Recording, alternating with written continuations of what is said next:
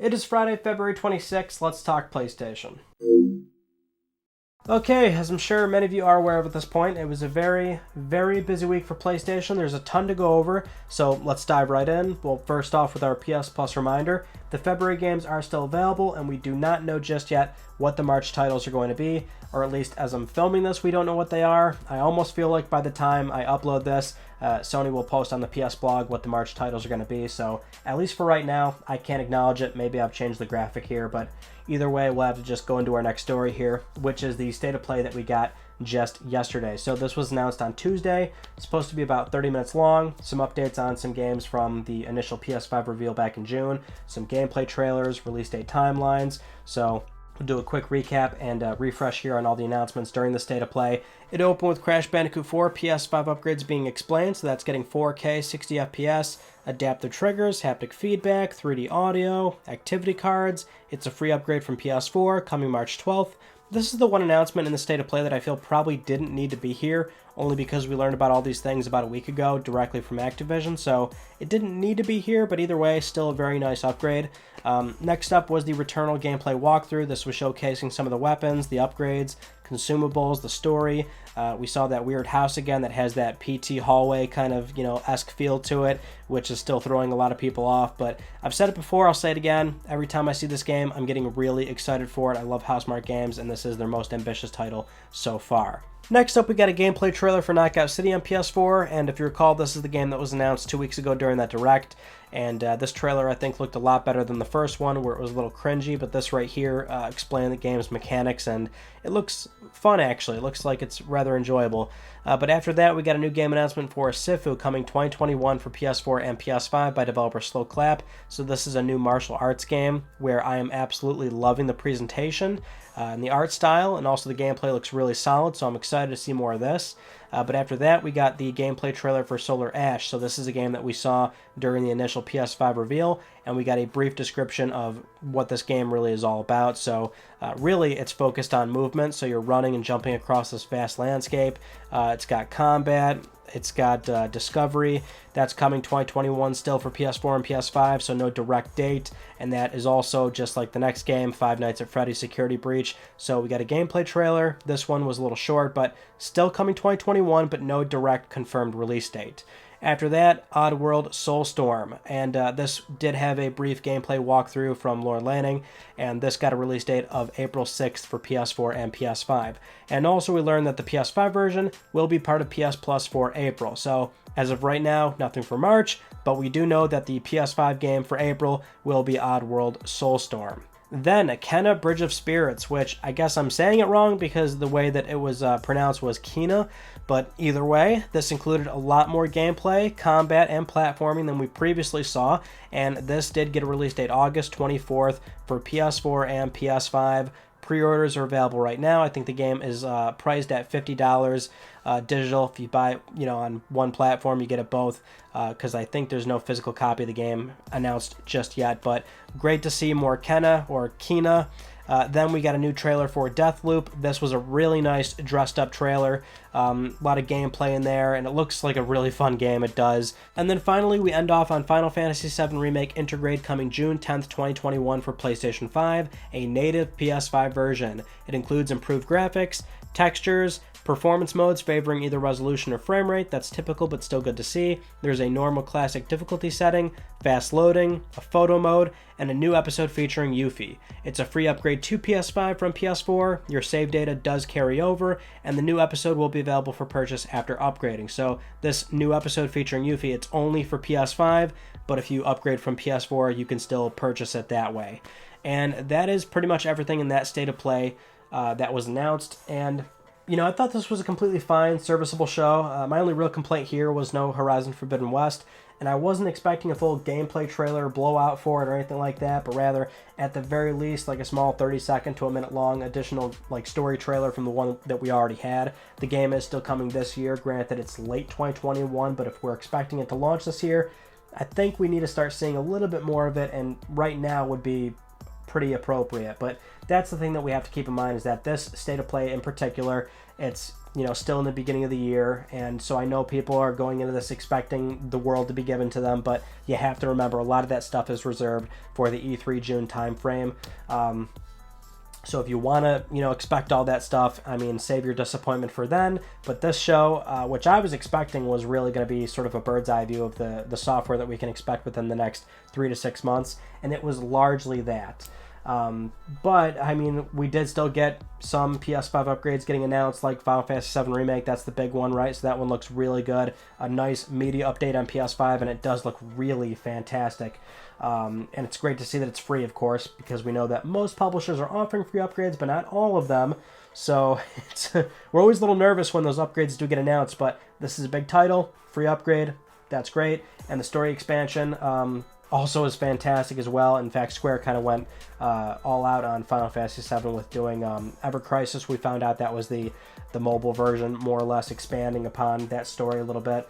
And there's also a Battle Royale game as well coming, which is a little strange, but that's what's going on for Final Fantasy VII Remake. Kenna looks really cool, or I guess Kena, but yeah, I'm still super excited for that one. I guess we were all pronouncing that wrong, or at least I was saying Kenna. I don't know who else was saying Kenna, but that's what it seemed in my mind. But Kenna looks beautiful, or Kena looks beautiful. And there's also Deathloop looks great. I'm still excited for Returnal. I think this was a serviceable show. If you weren't excited, I don't know what to tell you. You're going to have to wait until June at least. That's where you can be disappointed if Sony drops the ball, but we've still got a lot more unknowns for this coming year, which I suspect a lot of publishers are nervous to reveal or show anything because they're just not really that confident about some of their internal targeted release dates. So that's something that we do have to keep in mind when we have a little bit of frustration on why we're still not hearing about certain things. Anyway, moving on, let's cover up some of these smaller stories before we get back to the big ones. And even this one isn't all that small to begin with, but Twisted Metal TV series is official. So if you remember, this was one of the first rumors we ever had about PlayStation Productions when it was formed about 2 years ago. And even back then we thought, oh, that's a little weird. They're looking at Twisted Metal. But here we are today. It is official. So some of the early details reported by Variety. It's an original take by Rhett Reese and Paul Wernick, the writers behind the Deadpool movies and Zombieland. Cobra Kai's Michael Jonathan Smith will pen the script, while Will Arnett will assist Reese and Wernick in an executive producer role. It'll be an action comedy, so if it wasn't already obvious from the people that are attached, that's how they're going to approach it. David Jaffe isn't involved, but he does have an open dialogue with the team to offer feedback. Asad Kizilbash, the head of PlayStation Productions, he was quoted saying, "We are thrilled to have such a great team working on bringing this iconic game to life for the fans." And the synopsis that we were given describes the show as being about a motor-mouthed outsider who is offered a chance at a better life, but only if he can successfully deliver a mysterious package across a post-apocalyptic wasteland. With the help of a trigger-happy car thief, he'll face savage marauders driving vehicles of destruction and other dangers of an open road, including a deranged clown named who drives an all-too-familiar ice cream truck, whom fans of the game will know as Sweet Tooth. So as of right now, that's all the details that we have, and yeah, if you remember about 2 years ago, that was one of the first rumors we had regarding PlayStation Productions when that subsidiary was formed. And, it's been a year and a half of largely nothing out of them. Well, they've been working behind the scenes, but we just didn't know at the time how serious were they about doing this, turning, PlayStation IP into TV and film. Here we are now, where the last 6 months to a year, we've seen the Uncharted movie with principal photography being completed, Last of Us HBO TV series being signed, and now we've got talent attached to the project. We've got this now, and then also the fact that we were told about 10 projects in total are being worked on or evaluated, which at this point we only know of 3, so there's 7 others that are kind of unknown or possibly still coming. PlayStation Productions is finally kicking off, and I'm praying that at least a handful of these turn out to be really good. Next up, Sony's confirmed that they're bringing back their Play at Home initiative, much like they did last year. And if you recall last year, this was something they did during the coronavirus lockdowns in April, where they gave away free copies of Uncharted: The Nathan Drake Collection and Journey, and they did this outside of Plus membership, so anybody could download these games, and they stay attached to your account forever, which is really cool. This was them trying to instill some goodwill to the consumer during a trying time where most people were stuck at home or trying to enjoy their time at home. There's not many times where we can give a pat in the back to a multi-billion-dollar corporation, but that was honestly pretty dope, and it looks like they're doing it again this year for 4 months straight. So starting March 1st, they will be giving away Ratchet & Clank, the 2016 remake for PS4. That'll be free to everybody on the PlayStation Store. Once you redeem it, it's yours, and you have until March 31st to claim it. starting March 25th. There will be extended access for new subscribers to the Funimation apps in the countries where they're available. They'll talk more about what that actually means soon, but that's what we're getting right now. And then the following 3 months or so, you'll get more games, more entertainment offers, and those should be all free, assuming that they're games, or again, the entertainment offers will probably be very favorable if you sign up to a new service or something like that. But not too bad, even accounting for the fact that a lot of these games that they've given away, I think all of them have been available on Plus at one point or another. But, you know, you got to keep in mind not everybody has the opportunity to claim the game when it's available on Plus at that given moment. So some people are just now buying PS4s, PS5, so it's always nice to have these recurring opportunities spring up. And the one thing, too, is I believe nowadays this is fixed where you can claim a new license for these titles in particular. So if you want them to be, you know, truly attached to your account outside of your Plus membership, that's something that you could also probably do this time around as well. Moving on to our next news story, Destruction All-Stars. We now know what this game will cost outside of a Plus membership. It'll be $20, so not quite $70, but outside of a Plus membership, it'll cost $20. So if you don't claim it, which keep in mind you totally should, you have until the end of March, mind you, so whether you have a PS5 or not, you can do it through desktop or mobile. You might as well claim it. It'll cost $20 if you don't do that. And given what's there, I think that's actually a fair price for, you know, what is still a fun game to mess around with for a little bit.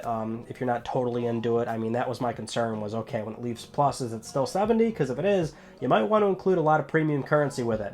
But $20 seems fair. At this point, though, I am a little concerned. I mean, there is always a significant player drop-off when multiplayer games come out, so obviously that's what's happened here, but you know, it seems like not many people are super interested in actually playing this game, and it was given away on Plus. On a brand new console where most consumers will be more encouraged to play, you know, PS5 native software versus, you know, PS4 stuff. So hopefully it'll turn out okay, and there can be a decent U-turn. Lucid Games did outline some of the content roadmap for the next few months, which includes more challenge series, which is that more arcadey single player focus where you can get a background on the character stories and things like that. Also double XP weekends, featured playlists, new cosmetics. I really hope that they, you know, deliver a really nice content roadmap that creates a reliable community and player base. But so far it's not looking too encouraging, but I'll always stay optimistic.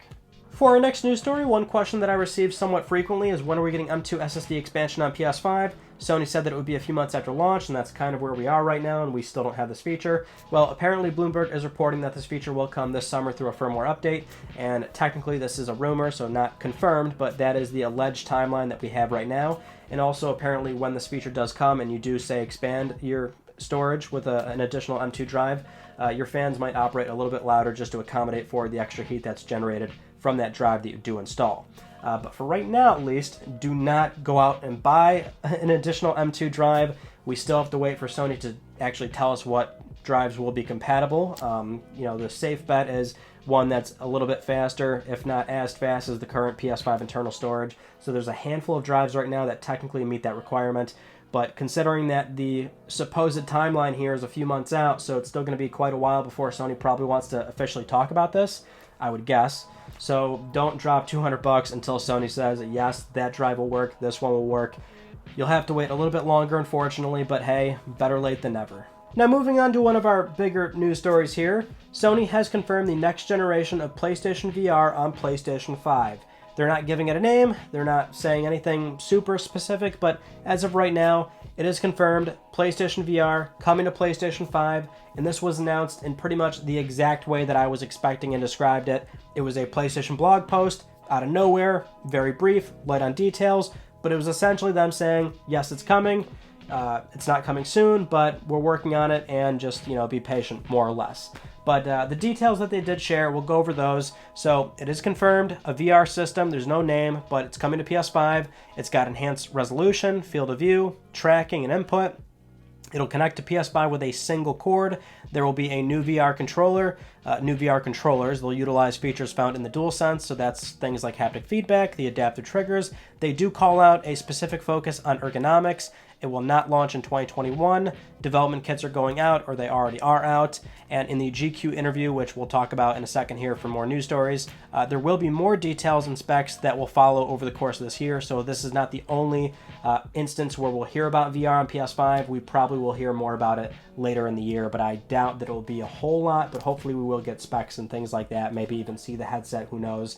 But it's still really exciting, and we know that Sony's very committed to the VR space, which is what I love about what they've been doing, being so committed. Virtual reality is such an incredibly engaging experience that you can't get anywhere else if it's done right. And I know a lot of people kind of toss VR to the side like, you know, oh, whatever, I haven't tried it, which if you haven't, you should, so you can pick up what they're laying down. But maybe you have tried it and you still have some reservations about the blurriness, it's expensive, you know, difficult to set up, or motion sickness. Those are all fair criticisms, but over time, VR, it's still in its infancy. So, you know, across all these platforms, it'll get better and better gradually as more people buy in. And that's what's always so exciting. What's there is so fun already and really cool, but there is so much more. There's so much room for improvement. So on PlayStation 5, Sony could have a very good proposition by the time this thing launches, and potentially, I would assume 2023, right? If the formula that we're looking at here is following through, which at least for this so far we're right, I would imagine a launch in 2023, so they could aim this thing to, well, by the component costs and whatnot, hopefully it's not too expensive. It'll be priced around, you know, what PlayStation VR was back in 2016, so about $400. I know there is some disappointment that it's not completely wireless, but not only is VR incredibly demanding, but Sony, from a manufacturing perspective, they still want this thing to be somewhat affordable. And I can tell you right now, even though it's not wireless, I am totally okay with one wire. One of the big things that keeps me away from VR, or at least PSVR, is just there's so many wires, and it's just a messy, ridiculous setup, and it's a total hassle. So one cord, making it plug and play and taking it around everywhere if I wanted to, that makes it so much more convenient. I am totally okay with that. And then the new controllers as well. I mean, better tracking is definitely what we need for PlayStation VR. The Move controllers are incredibly old. That went across technically 3 console generations now, up to PS5, where it can be supported through backwards compatibility. That's kind of crazy when you think about it, but you know, having those haptics and the adaptive triggers, I can't wait to see what those look like. VR is still, there's so much that can be done here, and I can't wait to see what Sony has in store on PlayStation 5. Now, with that said, we just mentioned there was a GQ interview where we learned about some PSVR details. Well, we actually got a lot of details out of this interview with SIE President CEO Jim Ryan. So he was speaking with GQ Magazine, answered a bunch of questions, and this is where we got just more, you know, kind of major news drops throughout the week. So we'll kind of work through these one by one, but starting off with PS5 availability, he did give a quote here talking about the potential of buying a PS5 sometime this year. He says, "We're working as we always have, but with renewed vigor and energy post-Christmas to get supply up. It will increase as each month passes, and the situation will start to get better, hopefully, quite quickly."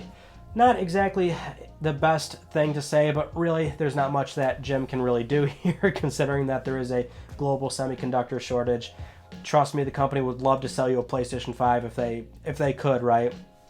Literally every manufacturer in every sector using any sort of chips, I mean, they're all running into a shortage, and so much so that the US government is getting involved to try and help that. So that's where we are with PS5 availability.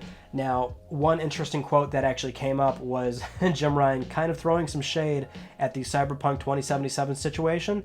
So the quote here, which was somewhat indirect, but he says, "You can either hold the date and put out the game irrespective of quality, or you can ship it when it's right. We have always taken the latter approach. There have been some fairly high-profile instances of publishers trying the former approach. It never works at the best of times, but I think in this world where creative people are working remotely, you've just got to respect the fact that development needs to take what it needs to take to get the games right." Now, he's clearly talking about Cyberpunk 2077. We all know what happened there, that huge debacle, and then the game was removed from the PlayStation Store, which it's been well over 2-3 months now at this point. The game is still not available on PSN, which is kind of nuts, but the context of this question was the confirmation, actually, that Gran Turismo 7 has been delayed to 2022. It was impacted by COVID-19.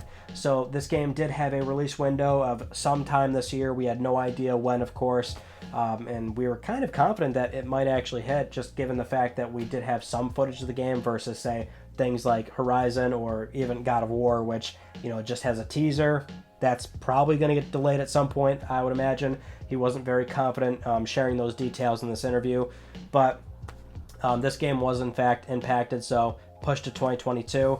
And, you know, even if it launches in 2022, to be fair, at the very least, this is the soonest we've gotten a Gran Turismo, a mainline Gran Turismo game, released on a brand new generation in quite a long time. So at least it's still, even with COVID-19, it's got a much better timeline here than previous entries. But anyway, another question that he was asked was, hey, what about all those day-and-date plus releases, games like Destruction All-Stars, Bugsnax? Is that something that we could see more of? And very good response here. He was quoted saying, yes, it is. We see this as a very interesting and innovative way to publish games and to make games available to our subscribers. It works for us as the publisher, and we know that subscribers to PlayStation Plus love it. And technically, this is already true. This interview was before the State of Play, and during the State of Play, we learned that Oddworld Soulstorm will be available on Plus for the PS5 version when it launches in April. It's a brand new game.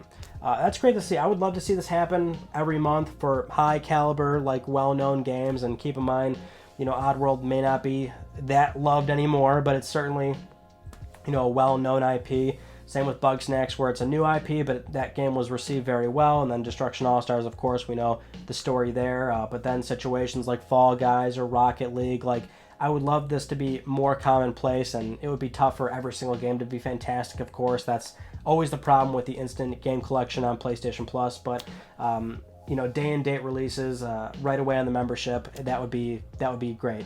Now, with this interview, we also got one of our bigger confirmation news stories, which is Days Gone is coming to PC this spring. So first off, let's just go over the details that were revealed. So in the interview, it was revealed that a whole slate of PlayStation games are on the way, starting with Days Gone this spring. The game will have ultra-wide monitor support, unlocked frame rate, improved graphics like increased LOD, FOV, draw distance.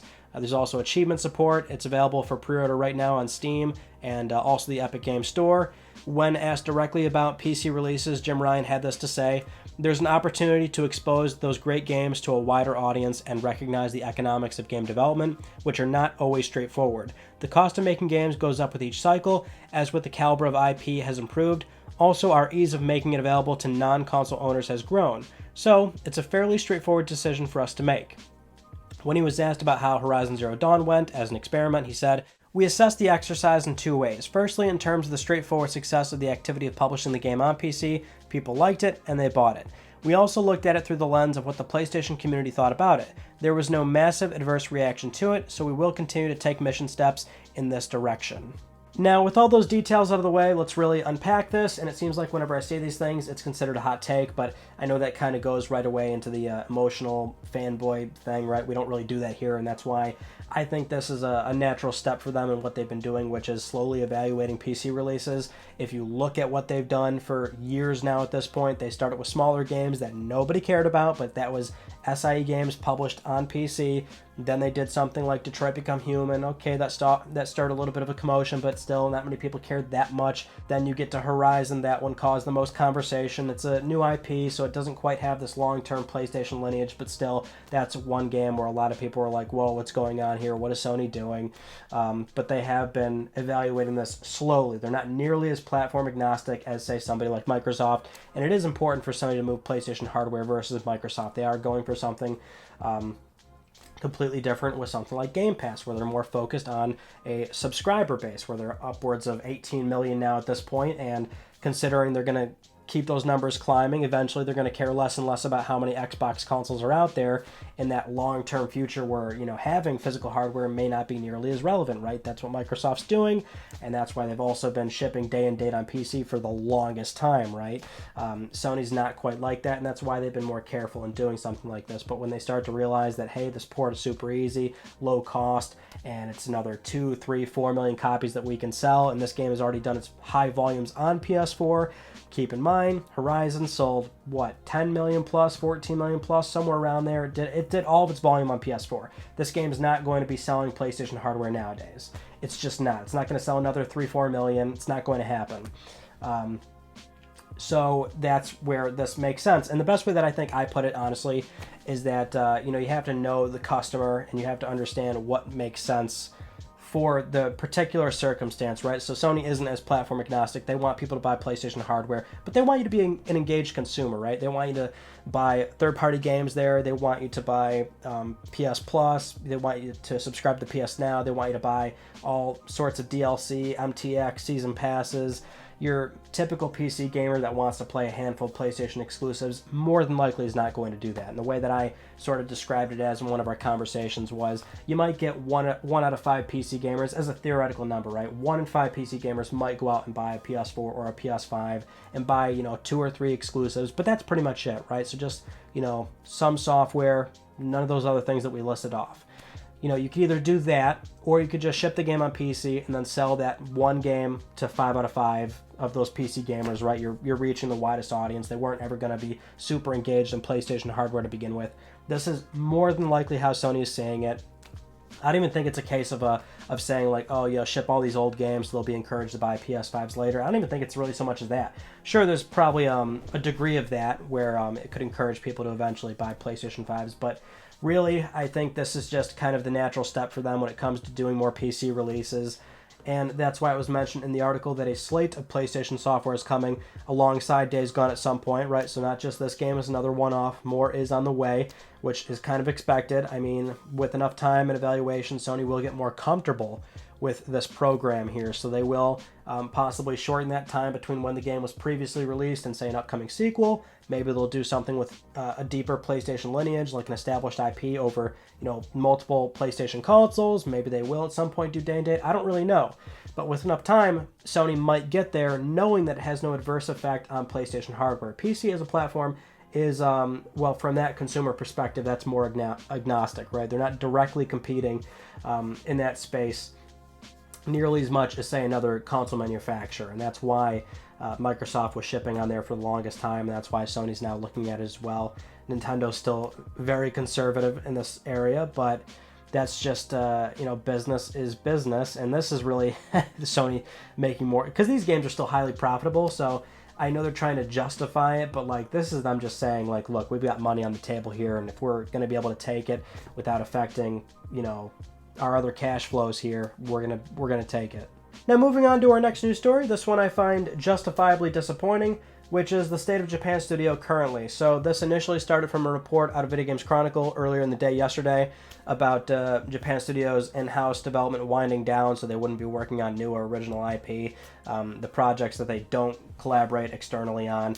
But also that might have been in jeopardy as well. So we'll kind of run through the initial report and then also Sony's response. So if you recall, we had a Bloomberg report that Sony wasn't renewing contracts for a lot of the development staff at Japan Studio, and that apparently the US headquarters was frustrated with the performance of the Japanese division from both a software output and the marketing push behind PS5. And Video Games Chronicle was reporting pretty much the same info here. A lot of the staff is now leaving, which we saw to be true earlier in the week when a lot of employees were posting their departures on Twitter, and allegedly original game development would be winding down. Any staff that is remaining, they'll move to the Asobi team. That'll stay. And, the Asobi team responsible for the Astrobot games, of course. And apparently the department for the external game development will continue, but they only had one source corroborating that. But the reasons cited overall, Japan Studio just wasn't being profitable enough. They wanted to create their own games that would appeal to Japan with the hopes that it would reach a global audience, but PlayStation would prefer software that has global appeal initially, like all their games. And apparently this fate was already sealed when Alan Becker left and Nicholas Doucette took over as head of Japan Studio. Then PlayStation's US office held a critical review of the operations in Japan and determined that they didn't need software that only did well in that market. All in all, this news means that in-house development of new and existing IP would be all but gone, and that'd be games that are, niche, smaller, or maybe more geared towards a Japanese audience. So things like Gravity Rush, Knack, Puppeteer, Ape Escape, things like that. And, later in the day, Sony did confirm to IGN. They released this statement here, which they say, in an effort to further strengthen business operations, SIE can confirm PlayStation Studios Japan Studio will be reorganized into a new organization on April 1st. Japan Studio will be recentered to Team Asobi, the creative team behind Astro's Playroom, allowing the team to focus on a single vision and build on the popularity of Astro's Playroom. In addition, the roles of external production, software localization, and IP management of Japan Studio titles will be concentrated with the global functions of PlayStation Studios. So, moving forward, what does this all really mean? Well, first off, Team Asobi confirmed it is here to stay, and it looks like there is a greater focus on this team, so they will be working more on the Astrobot IP, and that is the one benefit here, I guess, out of this news story, is that there will be more Astro. It's a great fun platformer, whether you played Astrobot Rescue Mission or Astro's Playroom. It is really fun. I'd like to see more of it, but that is essentially it, because that bottom line confirms that all other services and departments that, you know, Japan Studio was known for, that is pretty much going to be gone, or not gone entirely, of course. They did mention that it's going to more of the overall global production of PlayStation Studios, so that could mean this stuff could take place anywhere, not necessarily in Japan, but I would also imagine that it still potentially could. We don't necessarily have exact confirmed details, of course. It's still purposely ambiguous or somewhat vague. Depends on how Sony will carry these things out as they see fit, right? Like external production, so that's the big one. The external development that Japan Studio was most known for the last 5-10 years, because the initial story was, you know, the worry that Japan Studio wouldn't be able to do some of their in-house original IP, which unfortunately they haven't really done much of that in the last 5-10 years. So when you look at their portfolio, most of the games that they do is they do supplement development, they do code development, they work directly with another studio to put out software, like most recently Demon's Souls, right? But whether it's a smaller game that is an IP that they own, or maybe Sony will own most of these IP, but you know, whether it's a smaller title or something large like the Demon's Souls remake or the Shadow of the Colossus remake or Bloodborne, you know, these big titles that we all really enjoy, that was kind of also a concern. But their original IP, they haven't really done a whole lot of that, unfortunately. And this is something where it's not great. I mean, this is where the two sides of this show kind of clash, because obviously a large part of Let's Talk PlayStation here is where we talk about the reverence for PlayStation history and, you know, the community and things like that. But a large part of the show, and I'd say most of the show, really is still the business side of it, right? What's going on in the PlayStation world. Sony is a business, their influence in the games industry as a whole, right? We spend a lot of time talking about that, and that's where, for me, I always love these smaller niche titles, games that are presented in a more unique fashion, or just, you know, they go against the grain of what we usually see released day in and day out in the games industry. I love those titles, and a lot of people do, and that's what Japan Studio was known for in their early years. But in all fairness, they haven't really done a whole lot of that recently, and that's partly because they underperform greatly. And that's the harsh realities of business, is that this is Sony looking at what isn't working, and a lot of what Japan Studio was doing wasn't working. They weren't high volume sellers. Now, I imagine these games were still profitable, and that's where it's really disappointing, because I know it's a situation where nobody was buying these games, but if they were still profitable, I would have liked to have them, you know, stick around. But that's the other thing too, is that this doesn't necessarily mean Sony can't you know, collaborate directly with other third-party developers or independent developers, right? Which they still do plenty of that, you know, day in and day out. Like, we just had a State of Play where there's a lot of software in there that most people complained about, but that's like what Sony often likes to do, is they'll collaborate directly with certain independent developers and publishers. And we can see really cool creative software come out of that. But Japan Studio does have that deep PlayStation lineage where it's the oldest first-party studio, and it's disappointing that we won't see them really be what they were before, but they really weren't like that anyway to begin with, right? So for the past few years, it really was a matter of a lot of code development work, and then the occasional game that they were able to put out, like, you know, Gravity Rush or The Last Guardian, which went through a crazy development cycle, so that, you know, that alone kind of tells you where the studio was sitting. Also, I guess we can quickly acknowledge this, the Silent Hill rumor. A lot of people were bringing this up initially when this news dropped. I wouldn't say this puts a final nail in that rumor, but keep in mind it's a rumor to begin with, right? But the only reason I say that is because it's still external development, which Sony will more than likely continue to do well beyond Japan Studio. So assuming that there is any sort of involvement from Sony Interactive Entertainment, they don't necessarily need Japan Studio. We were even saying that, you know, after some of the prominent team from Team Siren, Team Silent, that was well after they left. If Sony wants to be involved with a Silent Hill game and have it be exclusive to PlayStation 5 as a console exclusive, timed exclusive, or whatever, right? They will, they'll do that. But besides the point, just overall, it's depressing, but it's the harsh realities of business. That's the only way to really put it. Now, with all that said, it is time to get to Let's Talk Plus, the weekly Let's Talk PlayStation giveaway where one of you can win a $10 PSN code. I would like to congratulate this viewer right here. I'll be contacting you very soon via email or Twitter. If you would like to win a $10 PSN code, it's very easy. Follow the link down below. Supporting this channel, a number of ways can gain you an entry, and I'll announce the winner next week because I'm trying to pay for your games. Those were all the news stories that I want to talk about with you all. Our Tuesday video was about PSP Go of all things. I recently picked up a Japanese unit, so we unboxed it, bought some games for it, which is a little unusual for PSP nowadays, but we did that, played some games, and we'll probably do a lot more PlayStation hardware retrospectives. I love doing those, so I've got some of those planned coming up throughout the year. And as always, expect another video this Tuesday, and that is it. That concludes this week's episode of Let's Talk PlayStation. I'm Ryan Panecki. Thank you all so much for talking with me, and I will see you all next Friday.